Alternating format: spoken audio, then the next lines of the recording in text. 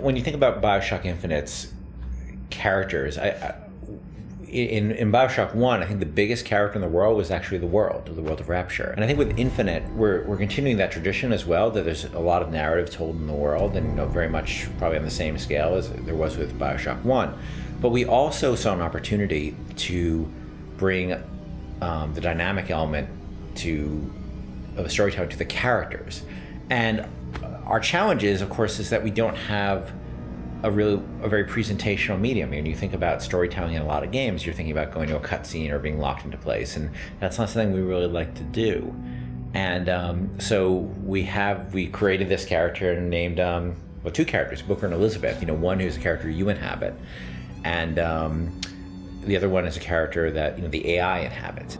Back there at the shop, what you asked me to do. Let's not discuss it. No, what did that thing do to you? If he were to take me back, that's death, Mr. DeWitt.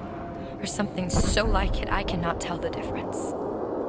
Booker is, I think you're going to see him be multi-dimensional throughout the game.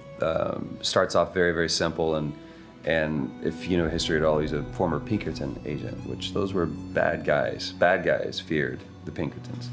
And the fact that he was kicked out of the Pinkerton agency should kind of give you a little bit of insight into what kind of guy he is. He's seen a lot, he's done a lot. He's got a lot to make penance for.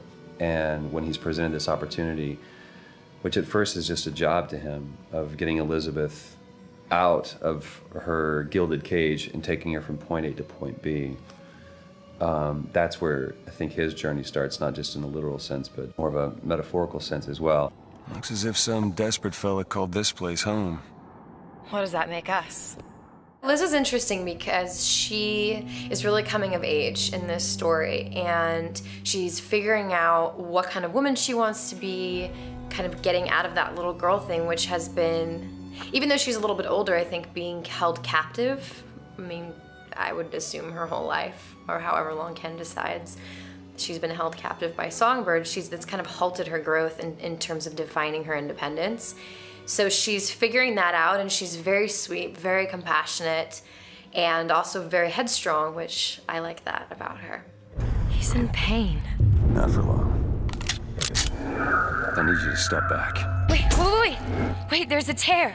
See, right here. Elizabeth, it's just an animal. I can control it this time. It is too powerful. You won't be able to stop it.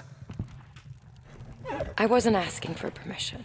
In terms of what I look for in a voice actor, I look for somebody who can inhabit the role. And sometimes they'll bring something to the role that I had no idea, and I'll change the role. With both of them, I think I saw people who sort of inhabited the basics of what I saw in the character, but they were also very good at taking direction. They're very good at responding to feedback, and that's what I mean more. That it's less direction and more feedback, because a lot of times I don't really know what I want, and I'm just sort of saying, let's try in this area, and they're very open to that, and they're really